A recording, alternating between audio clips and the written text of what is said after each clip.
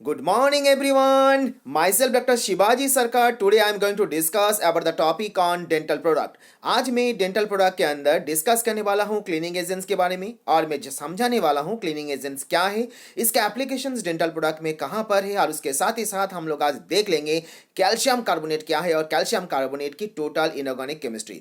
तो ये सभी पॉइंट देखने से पहले और सभी पॉइंट जानने से पहले मैं सभी स्टूडेंट्स एंड सभी व्यूअर को मेरा चैनल डॉक्टर सरकार होम ट्यूशन में सभी को वेलकम करता हूं और उसके साथ ही साथ मैं सभी स्टूडेंट्स एंड सभी व्यूअर को ये बोलना चाहता हूं, जो भी स्टूडेंट्स एंड जो भी व्यूअर ने अभी तक मेरा चैनल को सब्सक्राइब नहीं किए वो प्लीज मेरा चैनल को सब्सक्राइब कर ले। और उसके साथ में सभी स्टूडेंट्स को ये भी बोलना चाहता हूं, जो आप जब आज के वीडियो को देखोगे तो वीडियो को प्लीज आप लास्ट तक देखना, वीडियो को आप लाइक करना और प्लीज वीडियो देखने के बाद वीडियो को कॉमेंट भी करना। और इस वीडियो को जो डिस्क्रिप्शन बॉक्स है, इस डिस्क्रिप्शन बॉक्स के अंदर आपका इस वीडियो रिगार्डिंग जितनी भी सारे क्वेश्चन यूनिवर्सिटी लेवल में पूछा जाते हैं वो सभी क्वेश्चन आपको मिल जाएंगे। और इस सभी क्वेश्चन जो स्टूडेंट्स डिप्लोमा इन फार्मेसी में है उनके लिए भी है और जो स्टूडेंट्स बी फार्मेसी के फर्स्ट सेमेस्टर में है उनके लिए भी एप्लीकेबल है। और उसके साथ ही साथ डिस्क्रिप्शन बॉक्स के अंदर आपको मेरा बाकी सभी वीडियोस के लिंक भी मिल जाएंगे, तो उस लिंक को क्लिक करके भी आप बाकी वीडियो को एंजॉय कर सकते हो। तो अभी हम लोग देख लेते हैं जो क्लीनिंग एजेंट्स क्या है और उसके साथ ही साथ हम लोग जान लेते हैं जो क्लीनिंग एजेंट के एप्लीकेशंस डेंटल प्रोडक्ट में कहां पर होते हैं। सो क्लीनिंग एजेंट को हम लोग यहां पर डेंटिफाइज के नाम से भी जानते हैं। So what do you mean by dentifrices? Dentifrices का मतलब क्या होते हैं? सो क्लीनिंग एजेंट और dentifrices contain the agent for cleaning the tooth surface और providing the polishing effect on the clean teeth. The agent are abrasive in nature.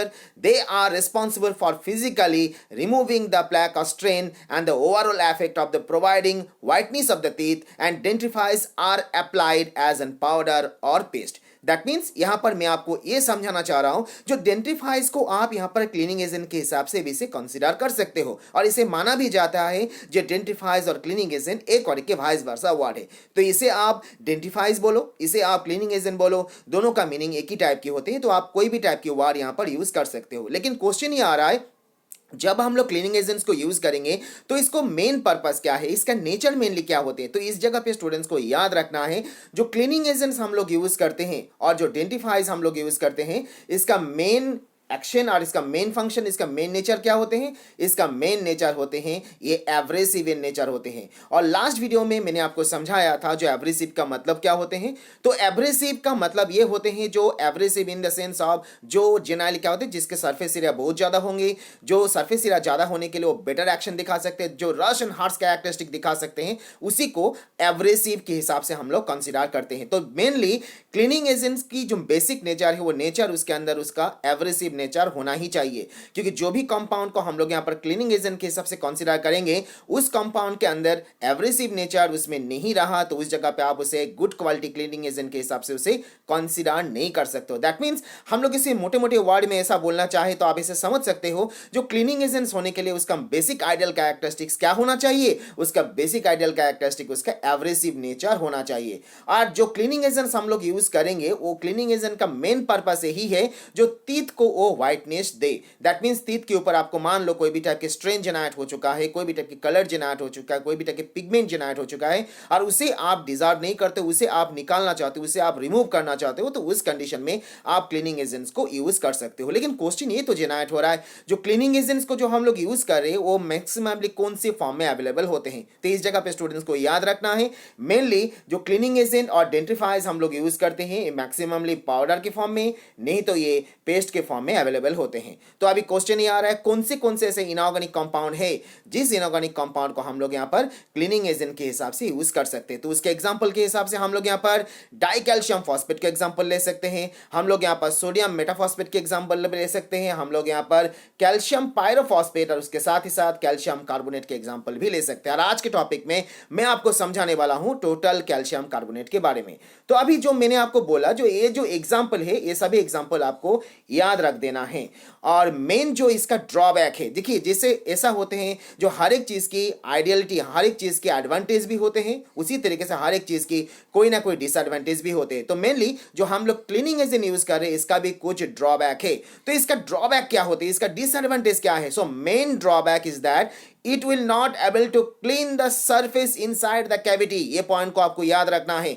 कोई भी patient के पास आप ऐसा देख पा रहे हो जो उसका कैविटी में प्रॉब्लम है और आप ऐसे सोच रहे हो उसका कैविटी के अंदर को आपको क्लीन करना है, तो उस जगह पे आप क्लीनिंग एजेंट से उसे प्रॉपर्ली क्लीन नहीं कर सकते हो। क्यों नहीं कर सकते हो? क्योंकि क्लीनिंग एजेंट के वो कैरेक्टरिस्टिक्स होते ही नहीं है, जो कैरेक्टरिस्टिक्स ऐसा होते ही नहीं जो मैं आपको बोल रहा हूं, जो कैरेक्टरिस्टिक के लिए वो कैविटी के अंदर को एरिया को वो क्लीन कर पाए। सो ये इसका सबसे बड़ा ड्रॉबैक है। So cleaning action is depending upon the abrasive property and the rubbing the force you are going to be use. तो ये जो मैंने अभी बोला, जो आइडियल कैरेक्टरिस्टिक, एक एजेंट को आप यहां पर better cleaning agent and ideal cleaning agent के हिसाब से तब कंसीडर करोगे जब उस कंपाउंड के पास, जब वो इनऑर्गेनिक कंपाउंड के पास क्या होंगे, उसका बेटर एब्रेसिव नेचर होंगे। और जिस जगह पे इसका एब्रेसिव नेचर होना भी सफिशिएंट नहीं होते, क्योंकि आप जो क्लीनिंग एजेंट अप्लाई कर रहे हो आपके टीथ के ऊपर, वो कितनी फोर्स में अप्लाई कर रहे हो, with the help of brush और with the help of finger, वो भी आपका क्लीनिंग प्रॉपर्टी के ऊपर डिपेंड करते हैं। तो इसका मतलब हमारी ये निकाल रहा है, जो क्लीनिंग एजेंट्स होने के लिए उसका एब्रेसिव नेचर होना चाहिए।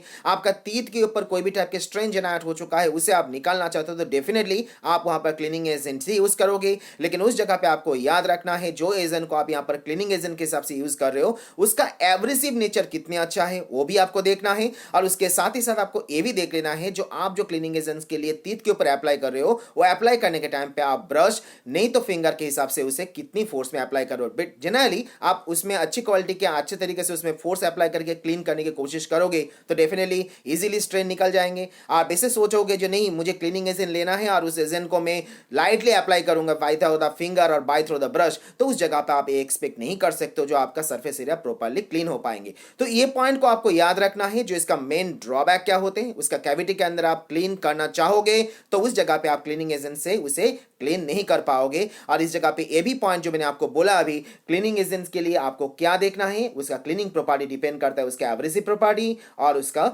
रबिंग फोर्स के ऊपर। तो अभी क्वेश्चन ये भी जनरेट हो रहा है, क्लीनिंग एजेंट मेनली कितनी टाइप के होते हैं। तो यहां पर आप याद रखना, क्लीनिंग एजेंट्स मेनली दो टाइप के होते हैं।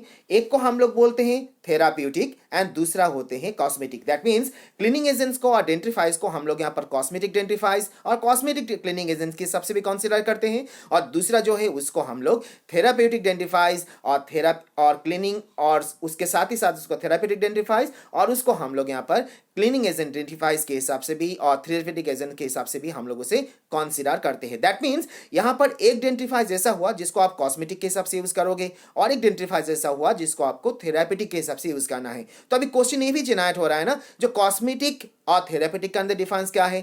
जनरली हम लोग जो कॉस्मेटिक वर्ड यूज करते हैं, कॉस्मेटिक का मतलब क्या होता है, कॉस्मेटिक का मतलब हम लोग उस एजेंट को कॉस्मेटिक बोलते हैं जो एजेंट रिस्पॉन्सिबल होते हैं ब्यूटी को इंक्रीज करने के लिए, तो उस जगह पे हम लोग उसे कॉस्मेटिक बोलते हैं। और थेराप्यूटिक मींस हम लोग उस एजेंट को थेराप्यूटिक बोलते हैं जो डिजीज के अगेंस्ट पे यूज होते हैं। दैट मींस आप यहां पर क्लीनिंग एजेंट्स को यूज कर सकते हो ब्यूटी इंक्रीज करने के लिए। जब उसको ब्यूटी को इंक्रीज करने के लिए यूज करोगे तो डेफिनेटली उसे हम लोग क्या बोलेंगे, उसे हम लोग बोलेंगे कॉस्मेटिक डेंटिफाइज, उसे हम लोग बोलेंगे कॉस्मेटिक क्लीनिंग एजेंट। तो इसका मेन फंक्शन क्या होगा, इसका मेन फंक्शन होगा सिंपली पॉलिश करना और उसके साथ ही साथ टीथ की जो सरफेस एरिया को क्लीन करना। लेकिन जब आप थेराप्यूटिक यूज कर रहे हो तो उस जगह पे आपका टीथ के अंदर कोई भी टाइप के प्रॉब्लम, सपोज एन एग्जांपल आपका टीथ के अंदर कैविटीज हुआ है, आपका टीथ के अंदर सेंसिटिविटी की प्रॉब्लम है, आपका टीथ के अंदर सपोज एन एग्जांपल कैरीज की प्रॉब्लम है, तो उस जगह पे कैरीज की प्रॉब्लम हुआ, सेंसिटिविटी की प्रॉब्लम हुआ, तो उस कंडीशन में आप उस प्रॉब्लम को शॉर्ट आउट कर सकते हो, उस प्रॉब्लम को आप रिमूव कर सकते हो by the help of therapeutic dentifrices के एप्लीकेशन से। तो यहां पर हम लोगों ने देख लिया जो डेंटिफाइज और क्लीनिंग एजेंट्स क्या होते हैं, उसके साथ ही साथ हम लोगों ने यह भी देख लिया जो कौन से ऐसे इनऑर्गेनिक कंपाउंड है जो मैक्सिममली हम लोग क्लीनिंग एजेंट्स के हिसाब से यूज करते हैं, इसका ड्रॉबैक क्या है। और मार्केट में जब हम लोग क्लीनिंग एजेंट्स को परचेस करेंगे और देखेंगे तो उस जगह पे क्लीनिंग एजेंट मेनली कौन से दो फॉर्म में अवेलेबल होते हैं। तो यहां पर हम लोगों ने देखा ये दो फॉर्म में अवेलेबल होते हैं, एक तो आप इस क्लीनिंग एजेंट्स को कॉस्मेटिक के हिसाब से यूज कर सकते हो और दूसरा आप इसे थेराप्यूटिक एजेंट्स के हिसाब से भी यूज कर सकते हो। तो यहां पर हम लोग डायग्राम देख पा रहे हैं, जैसे यहां पर हम लोग पहले डायग्राम में देख रहे हैं जो टीथ को हम लोग देख रहे हैं, यहां पर टीथ के ऊपर देख पा रहे हैं रेड कलर की बहुत सारा स्ट्रेन जनरेट हो चुका है। तो इस स्ट्रेन को आपको निकालना है तो उस कंडीशन में आपको क्या यूज़ करना है, उस जगह पे आपको क्लीनिंग एजेंट्स को यूज़ करना है। जैसे तीनों डायग्राम में हम लोग देख रहे हैं, जो पहला डायग्राम मैंने आपको देखा है, यहाँ पर भी रेड स्ट्रेन जेनरेट हो चुका है, यहाँ पर भी आप देख सकते हो जो कॉर्नर में यहाँ पर कितनी सारी स्ट्रेन जेनरेट हो चुका है, यहाँ पर भी आप देख सकते हो जो यहाँ पर स्ट्रेन हुआ है, यहाँ पर भी स्ट्रेन हुआ। तो ये colour and pigment and strain को निकालने के लिए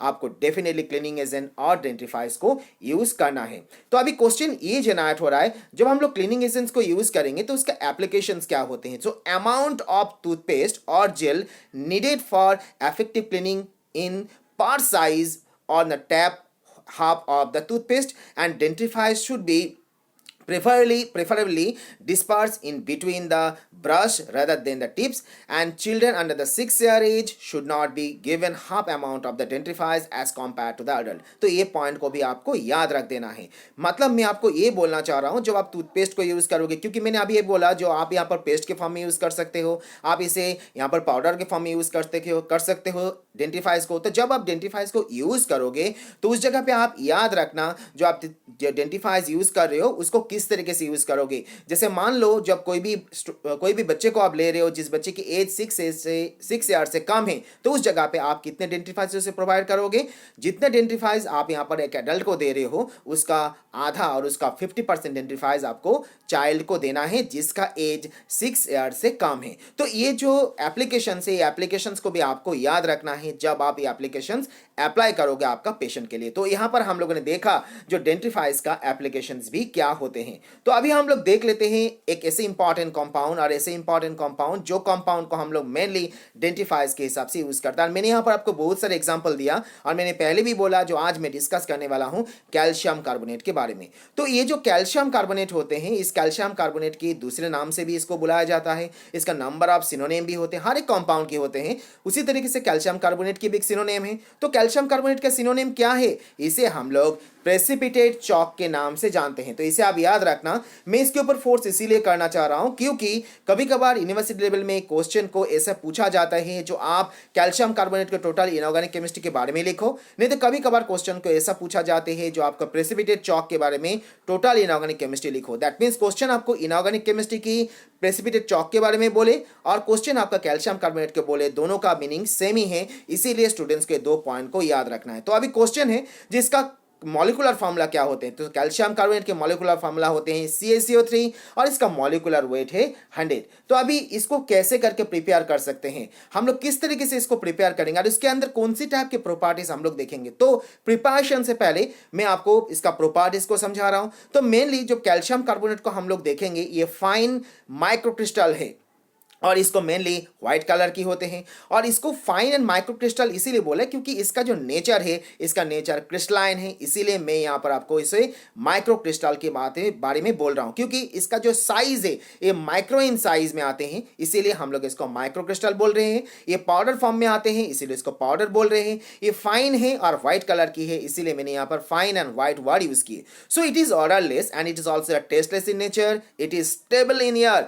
आप इसको एयर में रख दोगे तो एयर के ऑक्सीजन के प्रेजेंस में ये ऑक्सीडाइज एंड डिग्रेड नहीं करते हैं, इसीलिए हम लोग इसे क्या बोलते हैं, इसीलिए हम लोग ऐसा बोलते हैं it is stable in air and it is almost soluble in water and alcohol and calcium carbonate is neutralise acid with the effervescence. That means आप यहां पर कैल्शियम कार्बोनेट लेके जब इसको HCl के साथ रिएक्शंस करते हो तो उस कंडीशन में कैल्शियम कार्बोनेट HCl के साथ रिएक्शंस करने के बाद यहां पर वो कैल्शियम क्लोराइड, कार्बन डाइऑक्साइड और वाटर मॉलिक्यूल को जनरेट करते हैं।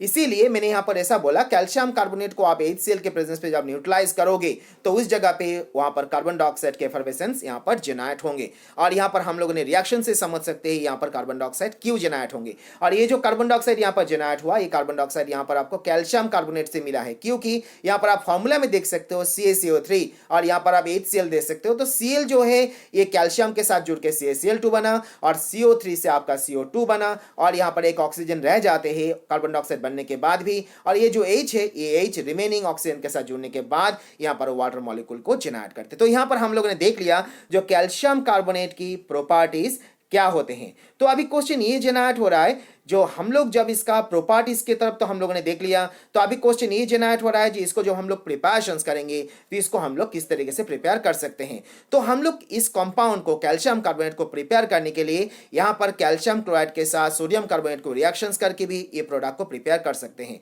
तो जब जनरली प्रिपेयर करेंगे तो इस रिएक्शंस में हम लोग यहाँ पर ऑब्जर्व कर सकते हैं, जो कैल्शियम क्लोराइड को हम लोगों ने यहाँ पर सोडियम कार्बोनेट के साथ रिएक्शंस की, जब रिएक्शंस करेंगे तो क्या हो जाएंगे, ये जो कैल्शियम है ये कार्बोनेट के साथ साथ जुड़ने के बाद वो कैल्शियम कार्बोनेट को जनरेट कर लेंगे, और ये जो सोडियम है ये क्लोरीन के साथ जुड़ने के बाद ये सोडियम क्लोराइड को प्रिपेयर और सोडियम क्लोराइड को जनरेट करेंगे। हम लोग दूसरी रिएक्शन से भी इसको प्रिपेयर कर सकते हैं, जैसे हम लोग कैल्शियम ऑक्साइड को जब हम लोग वाटर के साथ रिएक्शंस करते हैं तो उस जगह पे वो कैल्शियम हाइड्रोक्साइड को जनरेट करते हैं, और इस कैल्शियम हाइड्रोक्साइड को जो मैंने अभी बोला कैल्शियम हाइड्रोक्साइड, ये कैल्शियम हाइड्रोक्साइड के ऊपर से हम लोग एक्सेस क्वांटिटी में कार्बन डाइऑक्साइड को भेजेंगे तो उस जगह पे वो वाटर मॉलिक्यूल और कैल्शियम कार्बोनेट को प्रिपेयर कर देंगे। तो ये जो दोनों रिएक्शंस हम लोग यहाँ पर ऑब्जर्व किया, ये दोनों रिएक्शन से हम लोग चाहे तो लैब में इसे और इंडस्ट्री में हम लोग इस कैल्शियम कार्बोनेट को प्रिपेयर कर सकते हैं। तो स्टूडेंट्स को ये दो पॉइंट को याद रखना है, और जब आपको एग्जाम हॉल में पूछा जाएंगे तो इस प्रिपरेशंस को एक्सप्लेन करने के लिए दोनों रिएक्शन जो मैंने आपको ये भी समझाया, ये दोनों रिएक्शन से आप यहाँ पर एक्सप्लेनेशन दे सकते हो। तो अभी क्वेश्चन ये जनरेट हो रहा है जिसका ऐसे कैसे करें, तो इस क्वेश्चन को भी आपको याद रखना है। मैं इसीलिए क्वेश्चन को याद रखने के लिए बोल रहा हूं क्योंकि यूनिवर्सिटी लेवल में कभी कभार ये क्वेश्चन को पूछा जाता है, डायरेक्टली इनऑर्गेनिक केमिस्ट्री ना पूछ के आपको इसका ऐसे के बारे में पूछा जा रहा है, और ऐसे पूछा जाता है write down A short note on ऐसे ऑन कैल्शियम कार्बोनेट। तो उस कंडीशन में आपको सिर्फ ऐसे के बारे में बोलना है। तो ऐसे आप कैसे करोगे, इसके लिए सबसे पहले आपको सैंपल लेना है, और सैंपल आपको कितना लेना है, सैंपल आपको लेना है 0.1 ग्राम, और लेने के बाद इसको डिसॉल्व करना है HCl के अंदर, जो डाइल्यूट होना है उसका क्वांटिटी 3 ml होना है, और उसके साथ आपको वाटर में डाल देना है जो क्वांटिटी होगा 10 ml। दैट मींस यहां पर 0.1 ग्राम सैंपल डिसॉल्व करना है 3 ml HCl, और उसके साथ डाल देना है, हमें कितना एडिशन करना है, 10 ml water. Then the solution is boiled for 10 minutes and remove the carbon dioxide. तो इस जगह पे सबसे वाला क्वेश्चन तो ये आ रहा है हम लोग इसको बॉयल क्यों करें, क्योंकि हम लोग जानते हैं जब भी हम लोग कोई सॉल्यूशन को बॉयल करते हैं तो सॉल्यूट की सॉल्युबिलिटी इंक्रीज करते हैं, एक रीजन है। और उसका दूसरा रीजन ऐसा है क्योंकि हम लोग जब ये रिएक्शंस करेंगे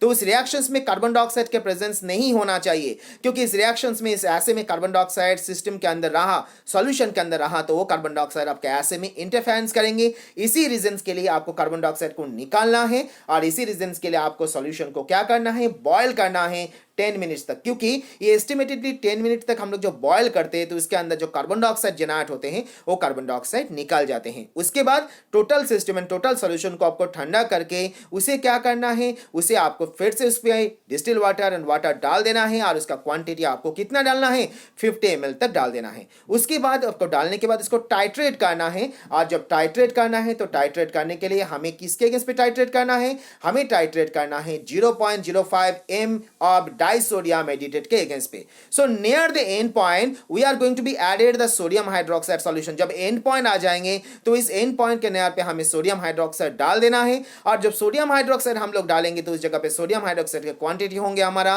8 ml, और वहां पर हमें ऐड करना है chalcone mixture 0.1 gram, and again the titration is continue until the color should be converted to the pinkish change to the blue in color। तो यहां पर हम लोगों ने देखा जो किस तरीके से हमें ऐसे को देखना है, तो इसको समरी करके हम लोग अभी निकाल लेता है। तो सबसे पहले आपने क्या किया, सैंपल लिया, उसके बाद सैंपल को HCl में डाला, HCl के साथ उसमें वाटर में डाला, डालने के बाद आपने क्या किया, उसे बॉयल किया। क्यों बॉयल किया, क्योंकि आपको कार्बन डाइऑक्साइड को निकालना था। उसके बाद उसमें आपको ऐड किया वाटर, उसके बाद उसको टाइट्रेट किया 0.5 मोलर ऑफ डाइसोडियम एडिटेट से। उसके बाद उसको हम लोगों ने क्या किया, सोडियम हाइड्रोक्साइड 8 ml डाला, उसके बाद उसमें हम लोग कैल्कोन मिक्सचर डाला और उसको टाइट्रेट किया जब तक उसका कलर पिंक से लेके ब्लू में कन्वर्ट ना हो। और इस जगह पे जिससे टाइट्रेटेड जो फैक्टर है वो फैक्टर क्या होते हैं, टाइट्रेशंस के फैक्टर ऐसा है जो each ml of 0.05 molar of disodium एडिटेट is equivalent to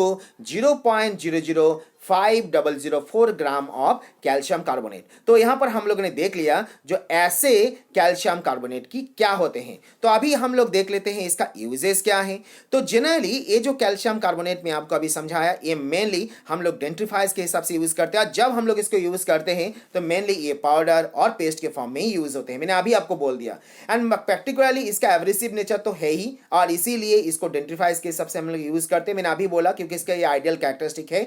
और कैल्शियम कार्बोनेट के अंदर आप बेटर एब्रेसिव नेचर देखोगे, और इसीलिए हम लोग मैक्सिममली इसे गैस्ट्रिक इंटेस्टिनल एजेंट के हिसाब से भी इसको यूज करते हैं। दैट मीन्स मैं आपको ये बोलना चाह रहा हूं, जो ये जो कैल्शियम कार्बोनेट है, ये कैल्शियम कार्बोनेट को आप डेंट्रीफाइज के हिसाब से भी यूज कर सकते हो। इसे हम लोग एंटासिड के हिसाब से भी यूज कर सकते हो। तो एंटासिड क्या है, एंटासिड के इफेक्ट क्या है, कैल्शियम कार्बोनेट एंटासिड के ऊपर कैसे काम करते हैं, ये हम लोग नेक्स्ट वीडियो और दूसरा कोई वीडियो जहां पर मैं आपको समझाने वाला हूं गैस्ट्रोइंटेस्टिनल एजेंट के बारे में, वहां पर हम लोग उसको देख लेंगे। And it also having tendency to causes the constipation, क्योंकि इसका भी बहुत बड़ा एक डिसएडवांटेज है, क्योंकि आप मैक्सिमम क्वांटिटी में कैल्शियम कार्बोनेट यूज करोगे तो ये आपका क्या कर सकता है, कॉन्स्टिपेशन को क्रिएट कर सकता है। और इसीलिए हम लोग जब इसे यूज करते हैं, हम लोग इसे कंटिन्यूअस यूज नहीं कर सकते, क्योंकि आप इसे कंटिन्यूअस यूज करोगे तो आपका बॉडी के अंदर ये कॉन्स्टिपेशन को क्रिएट कर सकता है। और इसीलिए इसे कॉन्स्टिपेशन के इफेक्ट को कम करने के लिए उसके साथ हम लोग मैग्नीशियम सॉल्ट को भी यूज कर सकते हैं। और it is also rapidly acting on a non systemic antacid and it neutralise the gastric acid and form as an calcium chloride. तो यहां पर हम लोगों ने देख लिया जो इसका यूजेस क्या है। तो यहां पर यूजेस के साथ हम लोगों ने आज क्या क्या देखा, यूजेस के साथ हम लोगों ने ये देखा जो क्लीनिंग एसेंस क्या है, हम लोग क्लीनिंग एजेंट्स को डेंट्रीफाइज भी बोलते हैं, इसका एग्जाम्पल क्या है, इसका एप्लीकेशंस क्या है, और उसके साथ हम लोगों ने आज ये देख लिया जो टोटल कैल्शियम कार्बोनेट का कैरेक्टर और कैल्शियम कार्बोनेट का टोटल इनऑर्गेनिक केमिस्ट्री, जहां पर हम लोगों ने इसका मॉलिक्यूलर फॉर्मूला, मॉलिक्यूलर वेट, इसका प्रॉपर्टी और उसके साथ ही साथ इसका प्रिपरेशंस, इसका एसे एंड इसका यूजेस को हम लोगों ने देखा। तो आज के लेक्चर में, आज के वीडियो में इतना ही है, और नेक्स्ट लेक्चर में हम लोग और भी बहुत कुछ इंपॉर्टेंट डेंट्रीफाइज के बारे में जानेंगे, जहां पर मैं आपको समझाने वाला हूं सेंसिटाइजिंग एजेंट्स के बारे में। तो इसमें हम लोग यहां पर आके आज के लेक्चर को यहां पर ही क्लोज करते हैं। सो ओवरऑल सभी स्टूडेंट्स को एंड सभी व्यूअर को मेरे तरफ से थैंक्स, क्योंकि सभी स्टूडेंट्स एंड सभी व्यूअर से मुझे number of comment, number of support and valuable comments and valuable support आ रहा है। So thank you each and every students, each and every viewer for your support, for your love and for your valuable comment. Thank you again.